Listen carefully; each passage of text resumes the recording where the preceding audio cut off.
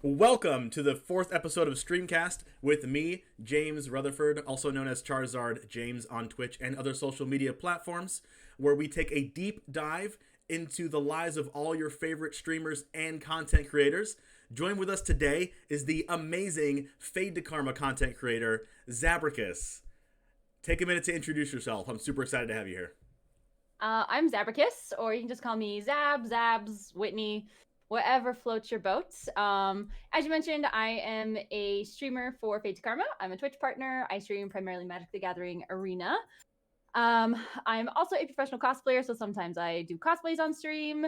I also have the most adorable Welsh Corgi in the entire world, and we love him to pieces even when he's a jerk. And I'm just an uber nerd. I don't know what else you want to know. I mean, we're gonna find out what else you want to know. So yes, we are gonna. So here you are. We are gonna find out. So you said so you said Welsh. What is your dog's breed? Welsh Corgi. Welsh Corgi. So he's a Pembroke Welsh Corgi. Yes. Pembroke Welsh Corgi. So you did a lot of research to find the dog, or you found it somewhere in a, or you went to a place to buy him or her? I got him from. I was specifically looking for a corgi when I wanted a dog 11 years ago. And I found a breeder that had them, and he was the most precious and adorable thing I'd ever seen in my entire life, and so I snatched him up, and now he's mine. So, and I am his. So what is the difference between a Welsh there's a couple corgi different breeds of corgi and a corgi? What's the difference? So the other kind of corgi, so there's two types of corgis really. There's a cardigan corgi, or the Pembroke Welsh Corgi. So cardigan corgis aren't really even technically corgis. It's weird, but they are still like stubby, like Welsh Corgis. But they are generally more like spotted. They look a bit more like Australian Shepherd, kind of like, and they generally don't have their tails docked. Whereas the Pembroke Welsh Corgis, those are the ones that like the Queen of England made super famous, and they come in all sorts of colors, and they're all herding dogs. I mean, so are the cardigans, but they're just precious, and I love them, and I want 100. That doesn't seem feasible. Says you. Okay, maximum. How many realistically? Okay, you're gonna say 100 again. Never mind. I digress. If I had a farm, I would make it happen. I mean, in my apartment, I could probably have like 2. So. Okay, we're gonna go with 2 then. So talk to me.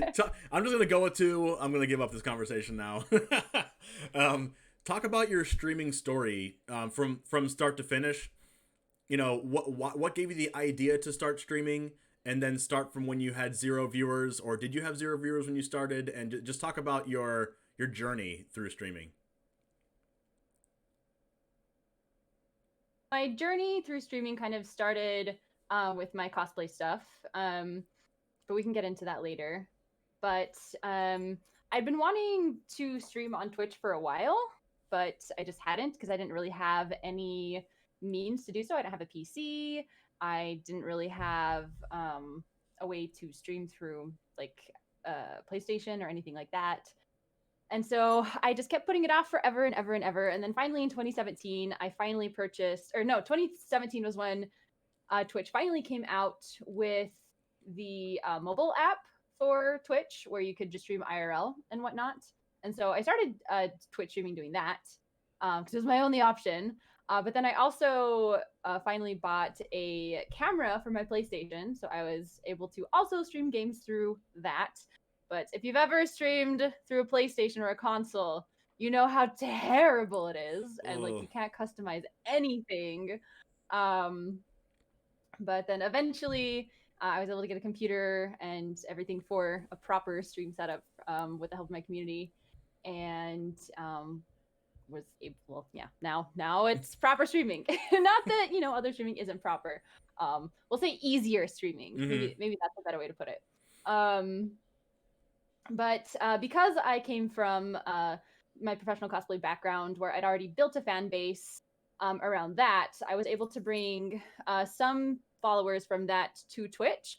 And so I never really streamed with 0 viewers per se. But I didn't really have growth my first several years. Like I basically had my core people who followed me from cosplay to Twitch throughout all of it, and most of them are still there. Thank you, wonderful human. All right.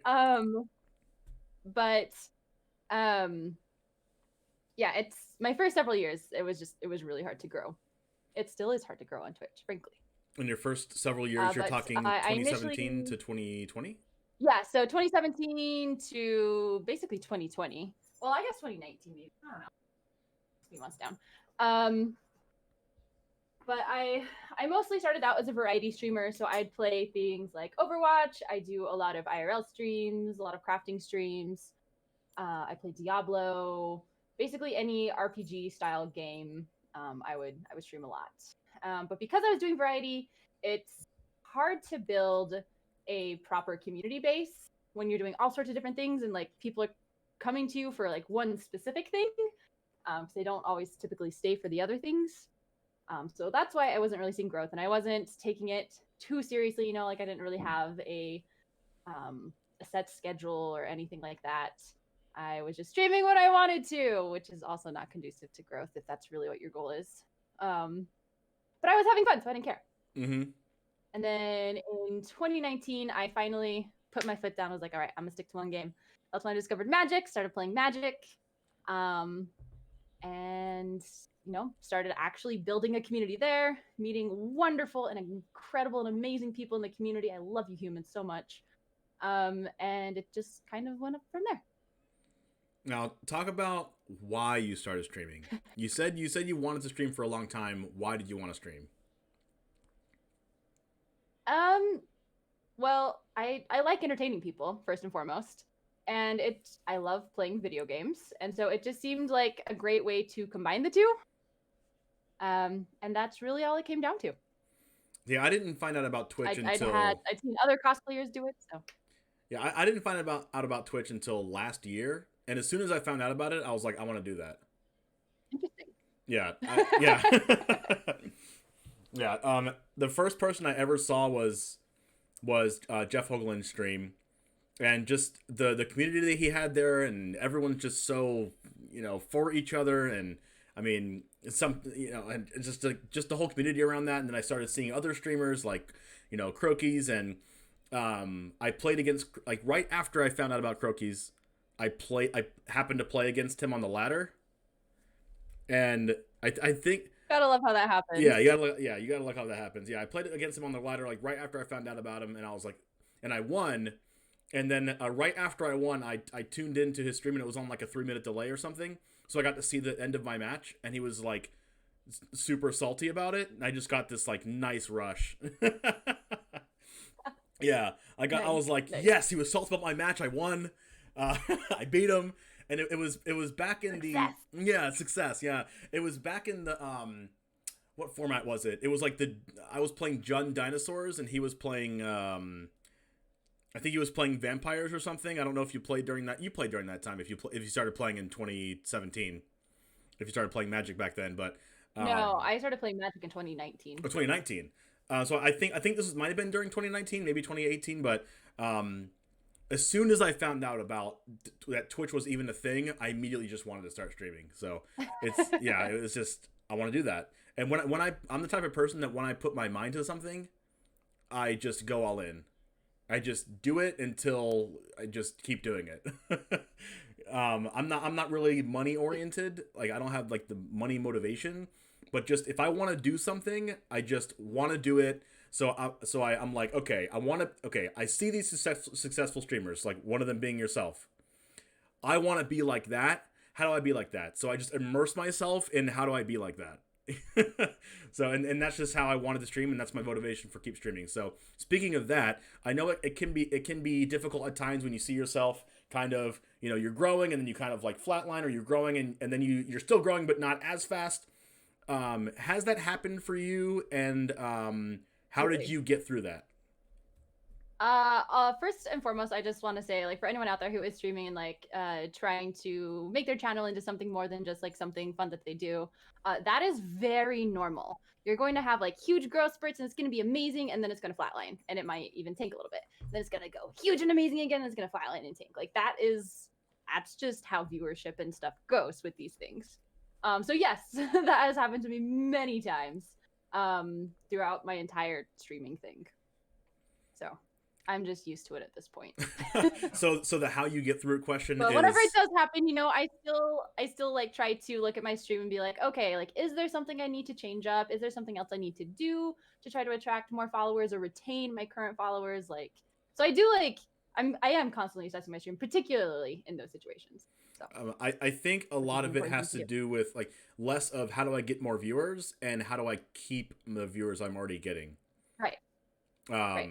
A lot of it has to, because you can look at your numbers, all day and see, oh, I had this many unique viewers. You're like, wait a second, I had 800 unique viewers, but I had an average viewers of 5. What I might be getting some viewers, but I might not just be keeping people in. So that's another aspect of it. But going more towards your story as well. So you streamed for 2 or 3 years, and you were streaming to just the same people from cosplay. That must have got frustrating after a while, but especially if you're trying to grow. I mean, I love them. It's they're amazing people, and I mean, like, people would come, people would go. But when you're trying to make like yourself a streamer, it gets really frustrating. There were definitely times when I like broke down before stream and was just bawling because I just didn't want to stream to a handful of people again when I'm putting my entire self into this stream, and I'm doing all sorts of these crazy things to like try to make other people happy. And to me, in those instances, like, I felt like I was failing, and so it just there's definitely been some broken Zab times that you guys never see. Well, actually, I think I might have seen a couple glimpses of it. I saw some YouTube videos back from 2017. God, those are so bad. Those ones are so bad. So, I'm going to ask you about this, and I don't know if it's too embarrassing for you to talk about. I don't care. But, I mean, I still have them. I haven't deleted them. No, yeah, you haven't, because I watched it earlier today. And they were entertaining. I'm just going to say that, to say the least. I'm going to say entertaining as the broad term. Yeah, so when I first started Twitch streaming, I also...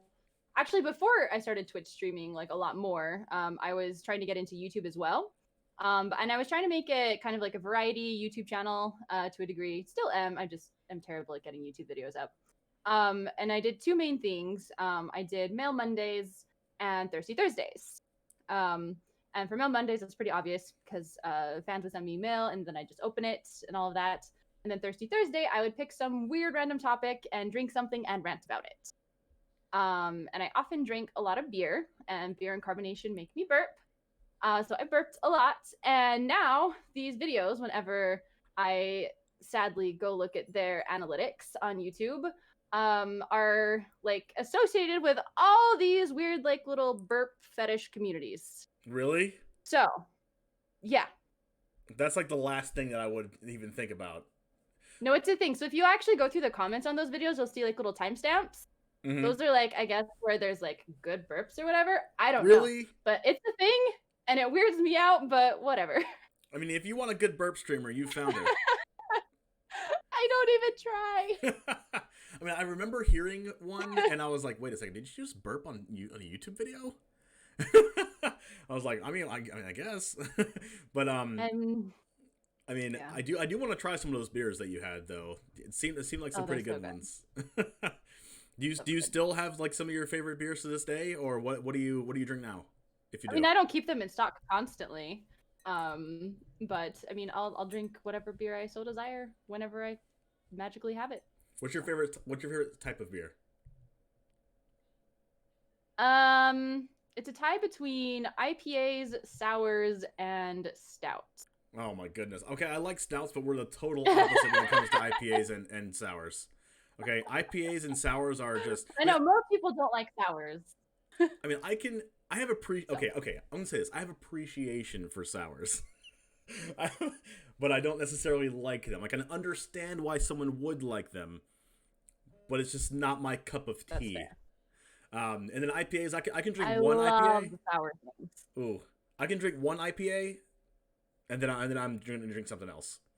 I like wheat beers. I like wheat beers. Like They're craft okay. wheat beers are good for me. They're fun. And I like stouts too. So let's talk about your. So we talked about your YouTube a little bit. Is Zab's Nerd House the title of your YouTube channel, or is that kind of Yes. the Yeah. overall general gist of your YouTube Yeah. So channel? like I said, I created my YouTube at first to be kind of just like a variety show thing. I had like all sorts of things planned that I was supposed to do videos for, and because I have ADHD, I just never get around to have the things I want to do. And so I will eventually turn it into the proper full variety show Nerd House. But yeah. It'll get there. So let's go back before you started streaming.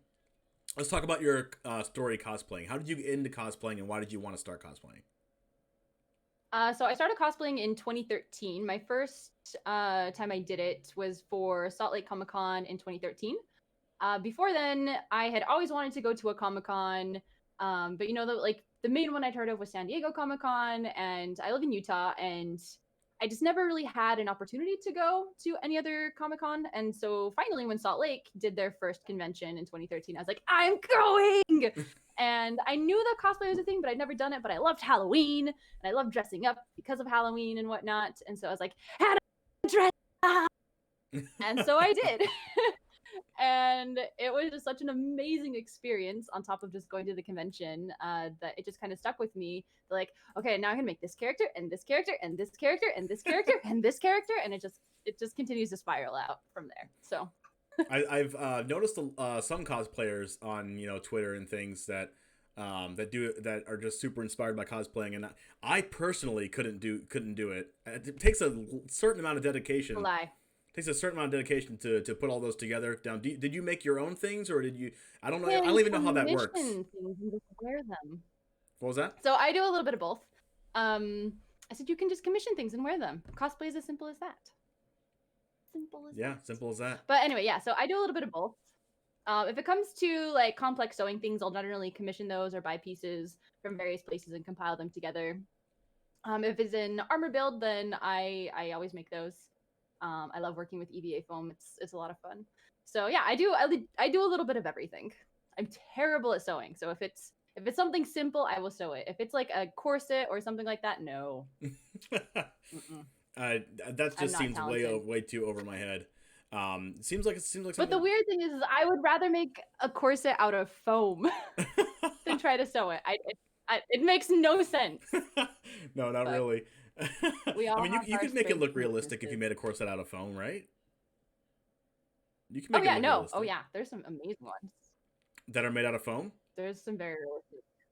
Wow. Yeah, I know nothing about the cosplay community, so just hearing some things. I like to learn new things too and kind of expand my mind. So I'm excited that I'm learning about this from you as well, and everyone else listening to this. Make an armored Charizard. Ooh. Or Goose. Ooh. Why? Okay. Why are you the Goose place? Goose Gang? Yeah. Yes. we're the Goose Gang, but we're also Charizard James because I wanted to make my stream name the same name generally as my MTG Arena name. And my MTG Arena name is Charizard 7 because it just always has been, even before I wanted to stream. And that was from my old Yu-Gi-Oh gamer tag that from something called Dueling Network or Dueling Book, if anyone's heard of that. Probably not, but it was my name on that, so I switched from that to Magic, and it was before I started streaming, so I wanted to have people see my stream name and also see my MTGA name on the bottom left, and it'd be the same. I don't know why I thought that. Continuity, I guess. It's good. I mean, it's a good thing, but your MTG Arena name doesn't really matter. But I want it to be the same as that. So I digress from the Charizard part. Charizard is my favorite Pokemon, so I love that. And that's the reason why I named myself Charizard in general. Charizard is the best Pokemon. No one else is more right than I am about this. Okay, Charizard's the best Pokemon, hands down. No one else is right besides me. Anyway, anyways, the Goose Gang came into play when I first started streaming, and I streamed to 0 people besides myself, my dad's cat, my dad, and like one of my friends. And I was playing a historic Jund sacrifice deck, and every time I wanted to draw a land, I would draw Gilded Goose, and I would have I would keep a 2-land hand. It kind of works. It kind of, but then you're like, you can't play a Kind land, of. so you have to cast the goose, and then the goose dies again, and then you draw a card again, and it's another goose. Like, if they're not lands. I'm sorry, there's not lands. So since the goose is extremely, extremely loyal to me, I thought I would be loyal to the goose back. And, okay. And call ourselves the Goose Gang. Because whenever we want to draw a land, we draw a Gilded Goose. It cannot stop being on the top card of my deck. So that's where that came. One of my friends in real life that was in my chat was like, "That's what you should call us, the Goose Gang." And I was like, I mean, no, I'm Charizard James, but we'll go with it for this stream. And then it just caught on. So it's been the Goose Gang ever since. I see something in chat that says Goosezard. I don't think I want to do that. Goosezard. All right. So we're gonna go ahead and we got through your cosplaying, your history behind cosplaying before you started streaming. Did you cosplay after you started streaming, and how does that kind of coincide with your streaming in general? So I mean, I'm still a cosplayer. I mean, this past year, the year of COVID, our I was gonna say Lord and Savior, but what's the opposite of that? Our devil and flavor? I don't know. Anyway, yes, that. Conventions kind of just died, right? Because no one can really meet in big groups anymore. And that's primarily where I would cosplay at. And because I didn't have a reason to make new costumes and stuff for conventions, I kind of mostly just stopped making costumes this entire past year. Minus a few like small, hurried, put together closet cosplays for just like fun little MTG character things. Mm-hmm. But especially in the past, I've done a lot of creative streams where I've built props on stream. I've even had like special stream days where I do a challenge where I pick like a certain prop that I'm going to make in that stream. I'm going to paint it in that stream, and then I'm going to basically auction it off to chat via biddies, a biddy war. And so I've done like Link Shield with that. I did like little. Do you remember when the Princess Peach crown thing was like a big thing? Where there like everyone was trying to get like the big like peach crown. Was that a specific to Twitch like thing? The No, it was just a like internet meme thing. I don't know the about super that. Crown I wish I did. Like that. We'll go with the Super Crown. We'll go with it. But during that like part of the internetness, I also made like a little Princess Peach. I think it was called like the Super Crown. I don't even remember. But I made one of those and did that. So I'll do like fun little prop things like that sometimes. And then eventually, when conventions are ready to come back, I do plan on competing in the TwitchCon cosplay contest. So I will definitely be building something on stream again. So awesome. Now, do you do cosplays with other people? Like I know that Zabracus does some cosplaying, and I know Ashless Flame does some cosplaying in the past. Do you have cosplaying teams? Kind of, yeah. So there's actually, as far as Magic cosplays goes, we actually have a little Discord. So for anyone who's a Magic cosplayer, we have a special little Discord where we kind of plan certain things that we want to work on together, like big group things. So like if you ever saw the MTG Bunny thing, like we planned that together. If you saw, what else was there? There was like a Christmas one or a holidays one. There was a Halloween one. The MTG Girl one was actually not planned in the Discord, but it kind of spiraled after through the Discord. But so that's like one little place where I work with other people, and then just like local cosplayers I'll occasionally do some things with. But then I do have I like to call her my cosplay waifu because we do a lot of partner duo cosplays together. But Alkali Lake, who is also a streamer for Fate to Karma and a professional cosplayer, she is a Hearthstone streamer primarily, but she's like my best friend. She's an amazing human being. And we do all sorts of weird cosplays together. Like we've done Sam and Dean from Supernatural. We've done Leonard and Sheldon from Big Bang Theory. Well, that seems like more of and a that Halloween one thing. it was a silly one. That is that silly. one. That one was a silly one because we did specifically the episode where they both lose their pants and they're locked outside and they're just in Oh, their underwear. So nice. it's just a silly one, but it's hilarious. We've we've done like Betty and Veronica, She-Man and She-Ra. Like we do all sorts of fun cosplays together. So Now, did you have to tell because people who cosplaying you with other were? people is more fun. You have to tell people who you were For which one? when you're doing these cosplays, like say the Sheldon one, or do people just It automatically depends. know? Well, the Sheldon and the Big Bang Theory one, we only did that on the internet. Like, we're not going to show up to a convention wearing just our underwear. I don't. Fair. That's I fair mean, enough. there's plenty of cosplays that are pretty close to that anyway, which is fine. It's whatever. But we made it pretty clear that that's what those characters were from. So Disclaimer: this is a PG we podcast. generally have like the side by side of like the image of the characters and then us. So. Okay, that makes more sense. Yeah, disclaimer: PG podcast here. Yeah. So you spoke a little bit about What did I do? No, what? You're okay. What? I don't know.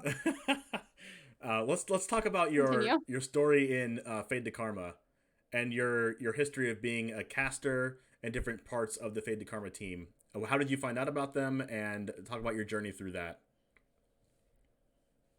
So, I first heard about Fate to Karma through, again, Alkali Lake, because she joined the team in, I want to say 2018, as a Hearthstone streamer for them. It may have been 2019. I don't remember for sure. And before then, like, I hadn't really heard of them. Like, I didn't really know much about any esports teams at that point. Like, although I was a Twitch streamer, like, I didn't know anything about, like, the wide world of esports. Yeah, for sure.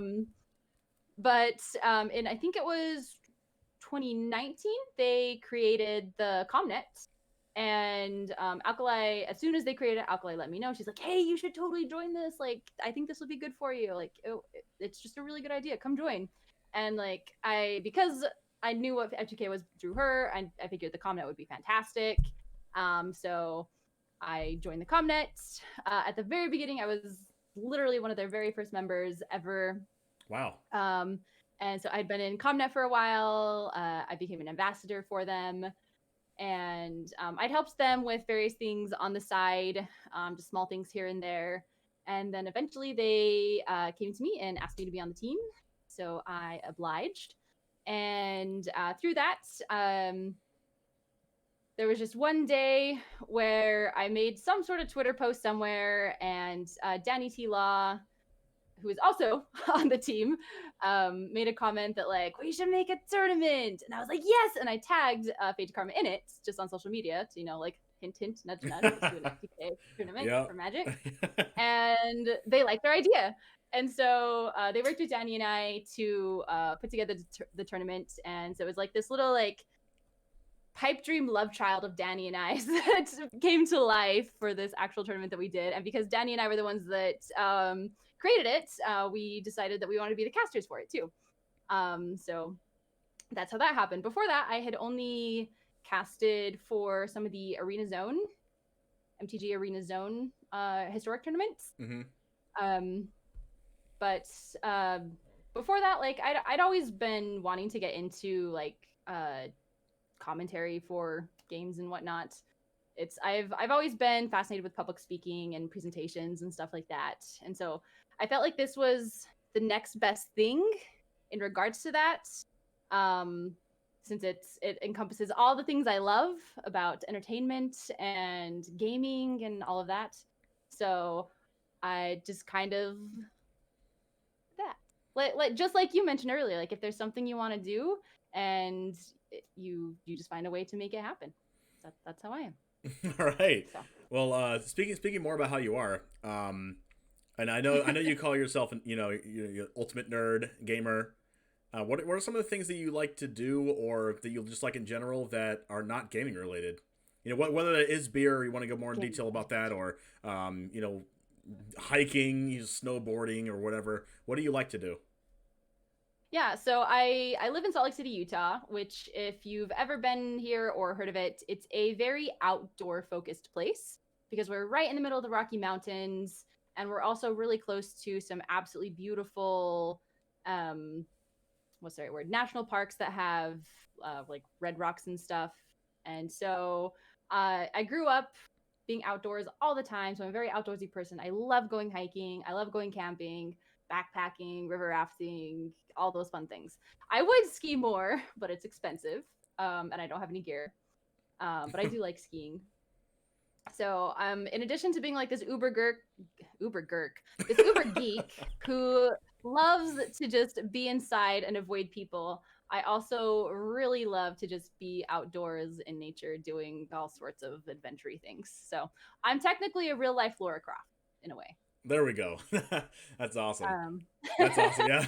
but yeah, I also like reading. I mostly just listen to books on Audible these days, though. I love watching TV shows, movies, stuff like that. What types of And then, of books course, do you anything read? Do you else. read just fiction books, or do you read any self motivation books or anything? What are you into when it comes to books? I am one of those high fantasy nerd people. So that's mostly what I read. Whether it's yeah, whether it's like modern high fantasy or just like kind of Lord of the Rings style high fantasy, that's generally what it is. Sometimes some sci-fi, sometimes some mystery. Literally like never self-help books or anything nonfiction. Or I don't like biographies. Except Felicia Day's. Her biography was fantastic. Okay, so you like biographies if it's someone you want to learn about. You just don't like to learn about anyone. Okay, maybe. Yeah. Okay, yeah, fair. Why you gotta call me out like that? I'm very observant.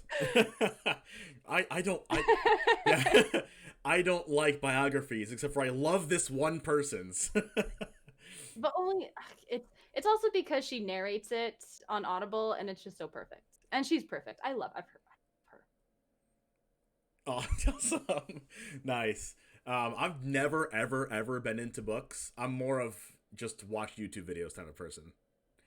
I don't know why. There was this reading program in my middle school that I think scarred me really hard. We had to read a certain amount, and I don't know. I just never wanted to do it. I don't know why it is, but I don't know. You needed to find the right books. I've listened to them or maybe on you Audible. just needed to have an overactive imagination that you couldn't real life act out, so you needed books to do that for you. It's fine. I call you out, so you have to call me out. Cool. I've listened to books on Audible, and I do like listening to books. Just the act of opening a book and reading it just doesn't register for me.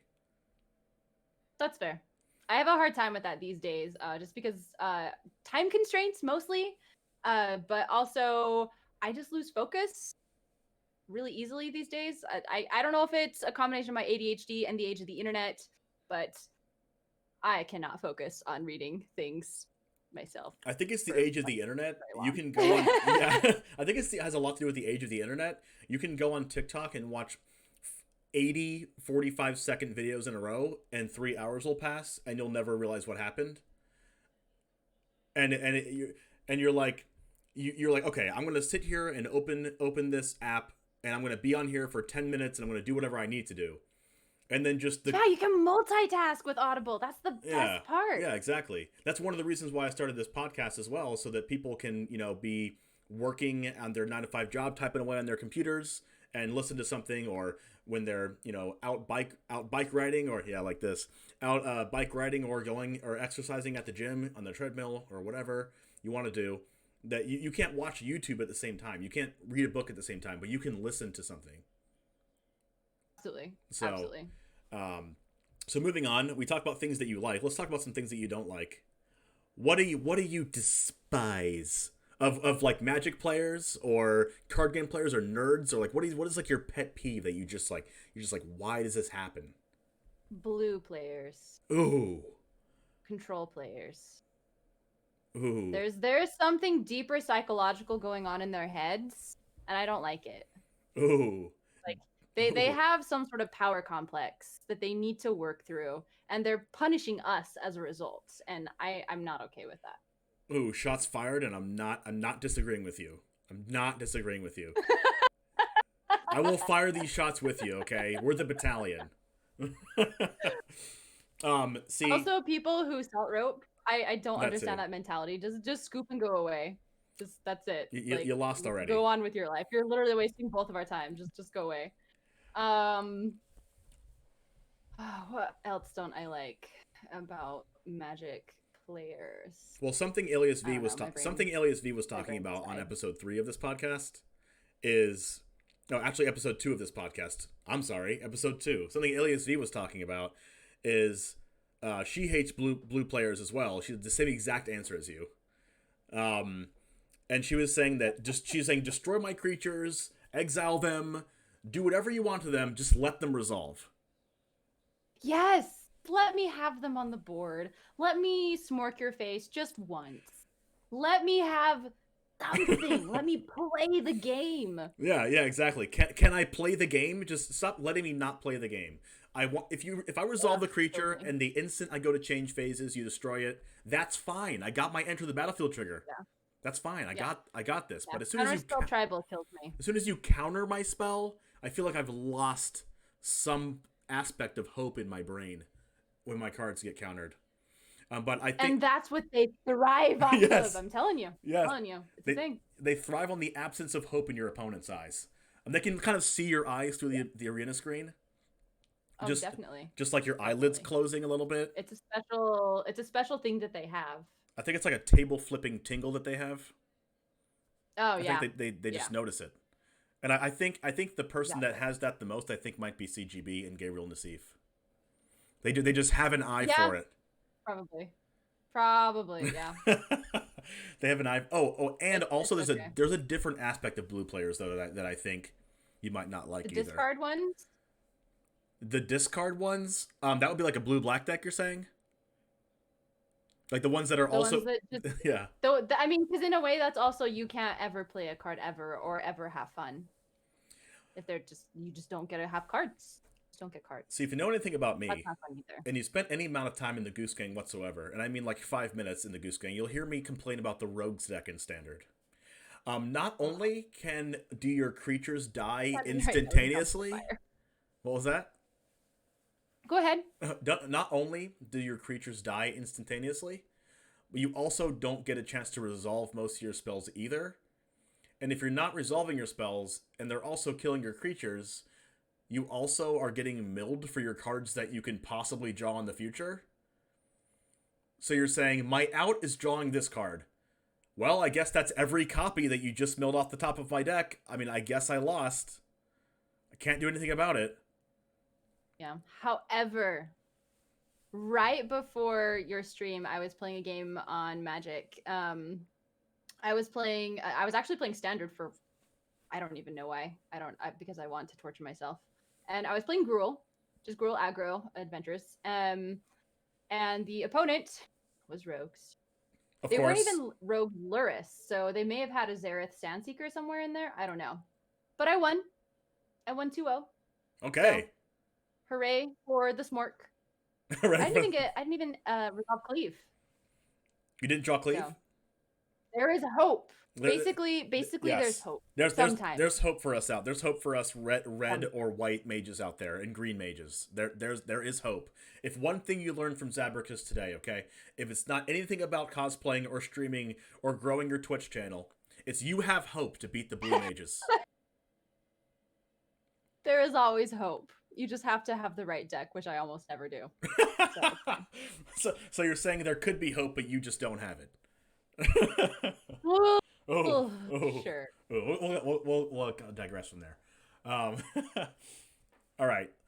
So I'm sure that there's things that that the gaming community in general doesn't know, that maybe your family knows, or your Salt Lake City friends know about you that we don't get to know. Is there something like that we can learn about you that's not gaming in the gaming world already? Yeah. So on stream, I'm like a really hype person. I'm very bubbly, very social. I love all of you, and I'm not just acting like I love all of you. I do love all of you. But off stream, I am a very quiet, chill person. Like, I'm the kind of person who sits, like, at a party, I'll just be sitting in the corner, hanging out with the pets. and not talking to people. I'm very antisocial in real life. And I generally don't speak unless spoken to, unless I'm drunk, or if there's like a topic I can't shut up about, which I try not to do. Well, I mean, I try not to do the prior too much, and the latter doesn't happen too often. So yeah, there's a pretty common misconception about that, because my public persona is very, very excitable and hyper and happy and all of that, but I'm generally just a very chill, just whatever kind of person. That's very interesting to know, because I know a lot of people that I've seen ask questions about how do I grow my stream and different things like that, talking about streamers specifically that think they can't grow their stream if they're introverted. And just knowing that you are on the introverted side, but you can show this other side of you while you're streaming. How do you get to the mindset of being so personable and so like not out there, but outgoing on your streams that kind of contradicts your personality in a way? Like how do you do that? So I'm actually what they call an ambivert. So I'm introverted a lot, but I can also be very extroverted at times. It's a thing. Look it up. And so to become this very extroverted kind of person, it just takes a lot more energy for me to do versus, like regular extroverted people. That's just who they are. Mm-hmm. And so I just have to spend more energy or spell slots to be an energetic person. So like literally as soon as the camera's off and stream's off, I'm just dead. I'm exhausted. Yeah, so. Wow. Yeah, that's actually very, very interesting. I'm more of an outgoing person myself, but I do have my introverted moments, so I sometimes might not be able to understand if someone is super reserved. But it's very, very, very interesting to know how you kind of transition and from being an introverted person in real life, and even though it's not your personality, you just have to expend extra effort into doing that, and then you're exhausted. So let's talk about your. But it's worth it. Let's talk about some social media for a second.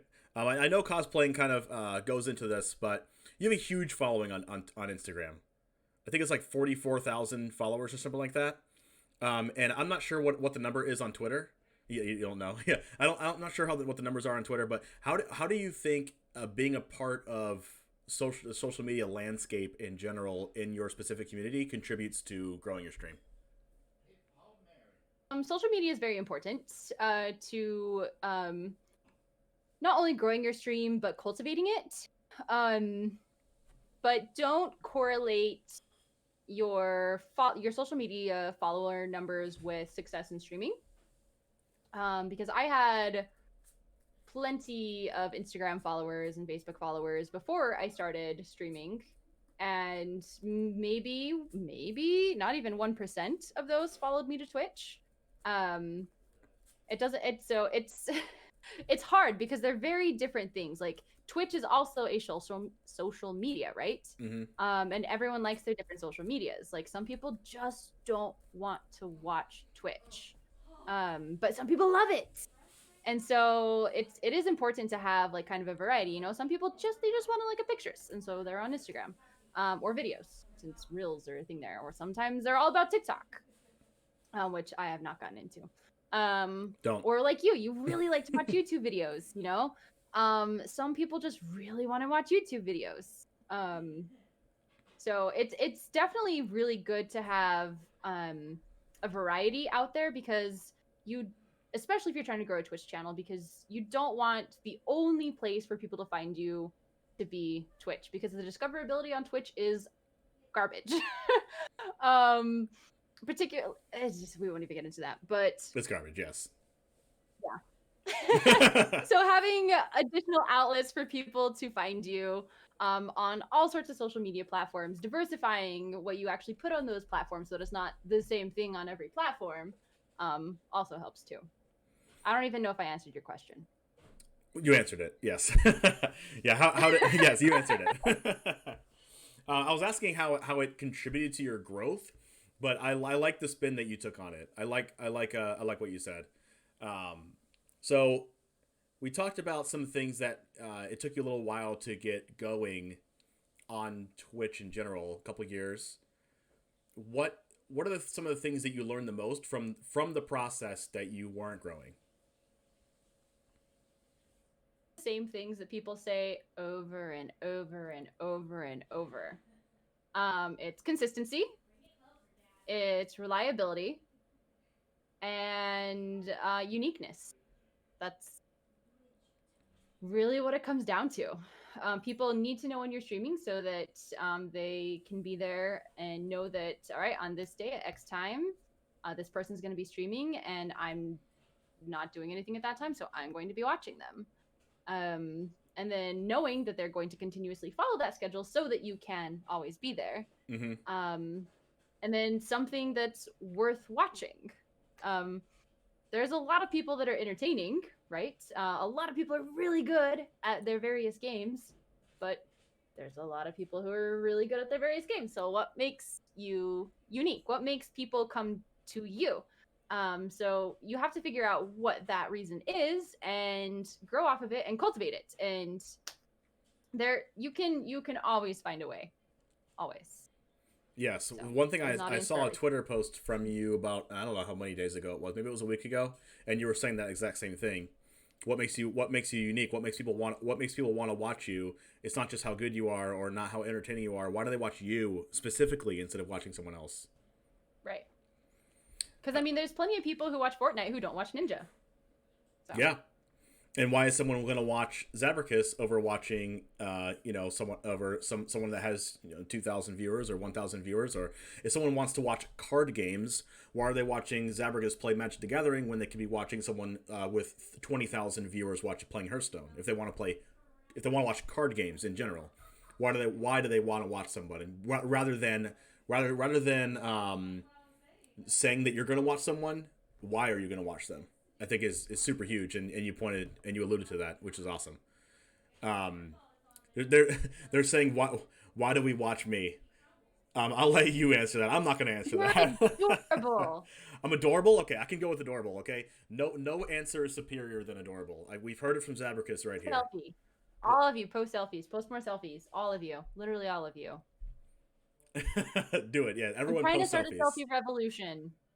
Trying. Is that something that you set up in your Discord? Did you have a selfie day in your Discord or something? No, I actually have a selfie. I've had a selfie channel in my Discord for ages, and like people almost never utilize it, and it makes me sad because I want people to feel good about themselves, and selfies are an easy way to do that. So. All right, that is really good. But you need more practice, MCP. Practice more. I saw something on Twitter as well about everyone post your selfie, and I think everyone had a really fun time with that one. Yes, that was a fun, wholesome post. So let's talk about Magic specifically, and you actually playing the game of Magic. I know you wanted to when you got into streaming, you wanted to start playing a game that you wanted to stick to. Why did you choose to play Magic? What got you into it, and what is the kind of history of you playing it until now? So before I was playing Magic, I was trying to become an Overwatch streamer because I love Overwatch. I don't know if you can actually identify the majority of the Funkos and shit behind me. Sorry. Mm-hmm. It's okay. Overwatch it's okay. Funkos PG-13 stream. And I don't know how much you know about Overwatch or the Overwatch Twitch, but there's not a huge community there. At least not that I could find. And there's just so many people trying to stream it all together. And so in games like that, it's always hard to become discovered as a result. And so when you only have 10 or 13 people, you're just not going to grow very easily or quickly, right? Mm-hmm. It doesn't matter how good you are at the game. And I mean, I'm not a great person to Overwatch either. I'm just not. I enjoy it. At least you're self-aware. But I was trying to get better at it and become a really good player at it. But it just wasn't going anywhere. And for a couple months, Alkali Lake had been telling me, she's like, you need to get into Magic. You should play Magic. Play Magic. Play Magic. Whispers it softer and softer. Play Magic. Yeah. Because she knew that I really like D&D, and since Magic and D&D are both owned by Wizards of the Coast, she figured that I would also like that. And I used to play Hearthstone a little bit. I mean, I never streamed it. but I did enjoy playing it. So like I was a little bit familiar with CCGs, kind of. I mean, not that Hearthstone, they're very different. Anyway, and so through her nudging, just one day she finally had a sponsorship with Arena, and so through that I downloaded it, and then I still just didn't play it for a couple months. But I told myself, like, I gave myself a deadline that, like, if I wasn't doing well at Overwatch by X date, that I would switch to Magic and see how that goes. So obviously, I wasn't doing well in Overwatch streaming. And so I was like, okay, I'm gonna try Magic now. And so I did, and I didn't expect to actually enjoy the game as much as I did in this process. Like I've actually fallen in love with this game, despite its flaws in Arena and everything. I adore this game, and I don't see myself quitting it like probably ever in my lifetime, unless the game stops existing. But there's old formats, it's fine. And so I started streaming that primarily, and it just I actually started seeing growth. Like not only was I having fun with this new game, but I was actually starting to grow. And not only that, but there was actually a community behind it that I could go into like these random Magic streamers channels and like connect with people, which I hadn't been able to do in Overwatch streamers. And one of the first streamers that I ever watched in Magic was Lady Lavinius. And she just plays all these like crazy jank decks, and she's just a sweetheart, and I adore her to pieces. And she's so friendly, and her community was so welcoming, and I was like, oh. And then I just kept meeting more and more and more streamers, and like literally every streaming community of Magic that I went into was so welcoming and friendly and just amazing and encouraging. And like rather than people telling you constantly like, oh, you're terrible at this game, I'm going away, because I was terrible at the game, they like actually helped me learn how to play. They gave me tips and everything. Like they walked me through, they gave me deck lists to try and like helped walk me through playing those. Like something I also remember was early on, Waifu Gate came into one of my streams and like gave me a Grixis control deck to play, and then a Grixis Fires deck actually, and spent literally hours on stream walking me through how to play this deck. And wow. like he's a Twitch partner and everything, and so to me, who wasn't partnered at that point, who still only had like 30 some odd viewers average at that time, like that was huge. That the community was so wholesome, that it all just drew me in, and I was hooked, and I still am hooked. And now I want to be that person that can like help cultivate new little Magic streamers and help them as I can. Sorry, that was a really long tangent. No, it's okay. We love hearing from you. We love listening to you. That's awesome. No, seriously, that's for all the toxicity that does exist out there in Magic, the streaming communities are fantastic. That's the reason why I do what I do. I want to learn. I want to learn personally and have all the people in my community and learn as much about new streamers that they might not have heard about. Streamers that they have heard about but don't know about their lives. I'm super passionate about that. And I've tried other things with tried some Twitter things about it and things, but I was like, you know what? Let me start a podcast because people will get to relate to the other streamer, not just by watching the stream or watching the YouTube video afterwards and really getting to know the streamer on that level and listening to it while they're on the treadmill. So I do really, really like, if you talked for the entire hour, I'd be okay with it. Yeah, seriously. Yeah. I do that on stream. It's fine. No, it's okay. So let's go ahead and switch to some of the goals that you have. Let's start with the Magic goals in the micro sense, and then let's go to your streaming goals. What are some of your Magic goals, whether it's competitive or community based? What are some of your Magic goals that you have, if you have any? Like I went to Mythic several months, but like I've never actually been in the top 1200, and so one of my goals is to make it into the top 1200 regularly, so that I can actually compete in the MIQs. Because I know I have the talent to. I know that I can do it. It's just taking the time and forcing myself to constantly perform well on the latter, which sometimes might mean ignoring chat, which I don't always like to do. But so that's one of my goals with Magic. And then obviously just continuing the stuff that I've been doing with F2K and the F2K United series, expanding that as much as we can. There's a lot of things that are going on behind the scenes I can't tell you guys about. But we have some really cool things that we're working through, and I'm really excited to help bring those to life, and make those goals happen. Maybe I like this one is more of like a pipe stream, but I would love to be on like the players tour someday or something. Like I would like to be that good at Magic. I expected that if that ever happened, it probably won't happen for many moons, but it's still a goal, you know. I want to be that good at Magic. So you mean when it happens, not if it happens. There we go. Yes. We'll go with that. And I guess more short-term goals is I am part of the Venus Mercury League, through which is a female and non-binary Magic league, and like I would actually like to win that one of these seasons, preferably this season. There we go. So, and that is just Magic? Yeah, so it's well, I mean the VML has I think they also do Hearthstone too, but yeah, I only participate in the Magic one.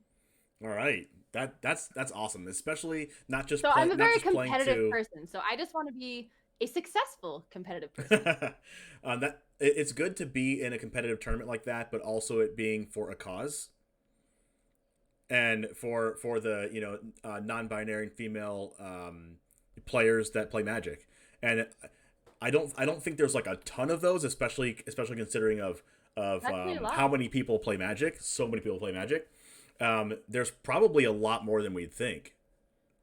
There's a lot in the league, and I love it. It's very important to be purposely inclusive of people in the LGBTQ space as well. And I even have a section in my Discord of it's just the LGBTQ. I said it right the first time. LGBTQ space. That you can just type in anything that you want, talk about anything that you want, and it's just a safe place for people to be.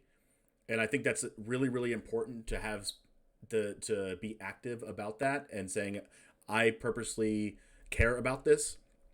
Because sometimes people can say, and we talked about this on the last podcast episode, if you say we're inclusive for everybody, sometimes that community feels like it's like if they're saying we're inclusive of everybody but not you.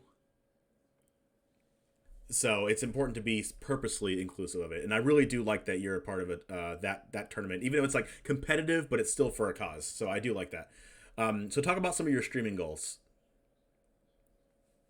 Streaming goals, those mostly just come down to continuing to grow. So I have just generic things of by the end of the year get X amount of followers. I don't remember what these are. They're written down somewhere. X amount of followers, X amount of views each month, X amount of just the various statistics in Twitch, right? So basically grow my channel continuously.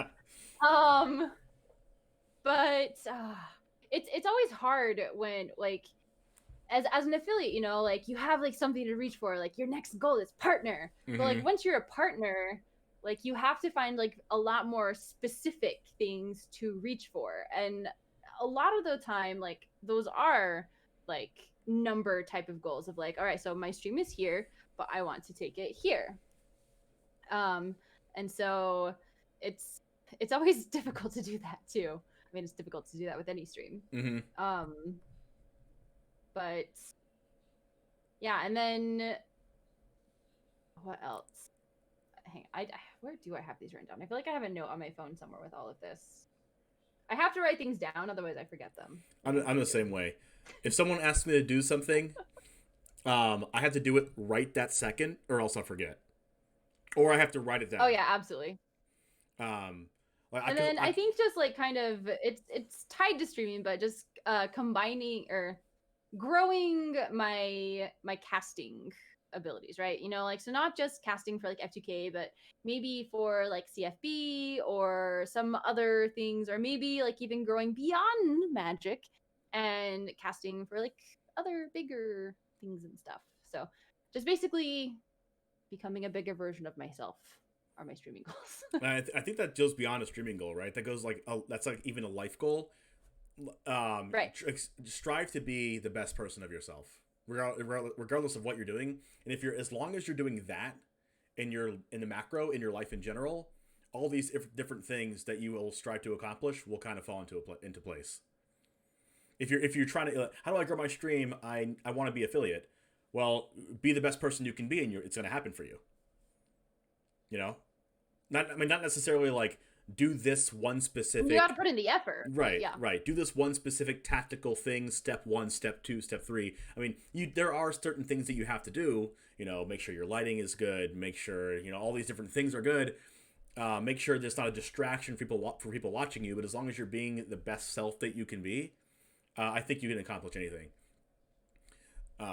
So let's go ahead and find out how can we find you on social media. So I'm on basically all the social medias. On all the basic ones, I'm at Zabracus. So Twitter, Twitch, Instagram, Facebook, all of those, I'm just at Zabracus, Zabracus. The only one that's different is YouTube, which is Zab's Nerd House. However, if you just type in the search bar Zabracus, I'm literally the only one, so you'll find my videos. All right, perfect. Well, I do want to take this opportunity to thank you very much for coming to the StreamCast podcast. It was a pleasure speaking with you and learning about your life, everything that happened before you streamed, and some things that you learned while you were streaming, and about Magic the Gathering, because it's something important to both of us. So I hopefully everyone listening to this got a lot of value out of this, like I did, and thank you very, very much for coming today. No problem. All right. Happy to be here. Thanks for having me. All right. Well, we will see you in the next StreamCast episode 5, in 1 week. Deal.